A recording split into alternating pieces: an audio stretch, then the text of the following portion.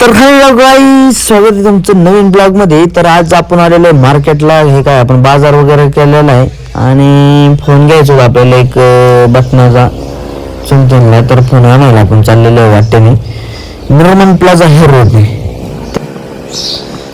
आणि आपण गेलो होतो ओंकार कम्युनिकेशन मध्ये. त्यांना म्हणलं 2-3 फोन पीसेस दाखवा. तुम्ही 2-3 पीसेस दाखवले होते आयटेल, नोकिया आणि जिओ भारतचा आपण ओपन करायला लावला होता त्यांना. तो ओपन केल्यानंतर मी बघितला खूप बरेचसे चेंजेस होते त्यामध्ये, नाही का. आणि त्यामध्ये प्लस जिओचं पण सिम कार्ड लागणार होतं. तर चुलते म्हणले नाही, मला हा नाही आवडला.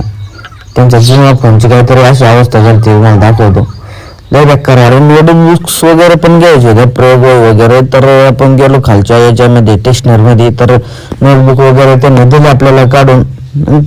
दुकानदार पण ओळखीचा असल्यामुळे त्याला त्याने आपल्याला योग्य रेट दिला.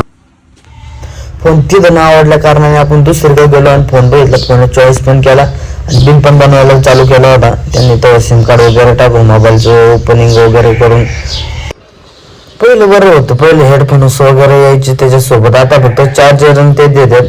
त्यांना विचारलं हेडफोन नाही का, ते म्हणले हां कोणत्या जमान्यात जागा. त्यांनी मोबाईल अनलॉक केला आणि अनलॉक केल्यानंतर काय असा आवाज येत होता बघा.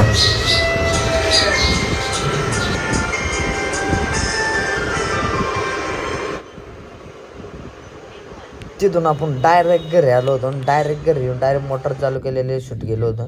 पाणी वगैरे निम्म भरीत आलो होतो. थोडंसं राहिलं होतं भरून झाल्यानंतर परत रातचं मुला फॉरनकडे गेलो होतो थोडीशी मस्ती वगैरे करायला. पण बोलता बोलता आम्ही गेलो शिरूरला जिजामाता गार्डनला. खूप मजा केली, धमाल केली. याला तर शॉर्ट्सवर चाललं होतं अख्ख्या त्याच्यामध्ये. ते म्हणतो आता वॉर्ड वाटते, पण काय म्हणलं काय नाही, एकदम प्रोफेशनल दिसतोय. तसंच म्हणून तिथं आम्ही फिरत असताना दिसली आम्हाला एका कोपऱ्यात घसरगुंडी. मग म्हणलं चलो, मग घसरगुंडी त्यांना नेलं दोघांना पण. म्हणलं मारा एक एक एक एक एक एक जण खेळा, बघा कसं होतं, काय फील होते, बारीकपणाची आठवण येते का नाही. मग एक जण घुसला आतमध्ये घसरतच नव्हतं त्याच्या वाजनामुळं. ते चलत येत होतं आतमधून. त्याला म्हणलं अरे चलत नका येऊ, घसरत ये. वाटलं पाहिजे ना, मग ते घसरत आला. हे बघा तुम्हाला दिसेल आता. असा काहीतरी बारीकपणाने आम्ही थोडेसे बारीक चाळे केले, येडे चाळे केले. लोक पण आमच्याकडे बघत होती. पण चला काहीतरी वेगळं आणि मजा. आणि हे असं काहीसं बघितलं का असं वाटतं डायरेक्ट आपण वेगळ्याच कंट्रीमध्ये आले. अमेरिका वगैरे पण नाही, भारतात पण आहे. हे मी त्यांना सांगितलं आणि त्यांना म्हणलं चलो पाणीपुरी वगैरे खाऊ. मग पाणीपुरी वगैरे खायला गेलो होतो. त्यांना नाही कर पोच दे. हां, सगळे आम्ही असे बसलो होतो.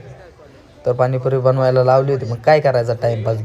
पाणीपुरी वगैरे खाल्ली आणि पोरं म्हणली लय झाली मस्ती, आता चलो घर. मग घरी गाडीवर बसलो आणि निघालो परत घराच्या दिशेने. मग आम्ही राहतो होय घराच्या दिशेने. म्हणलं एक जण म्हणला नाही आपण थोड्याशा अजून थोड्या मोठ्या मॉलला जाऊ. मग निघालो मॉलकडं.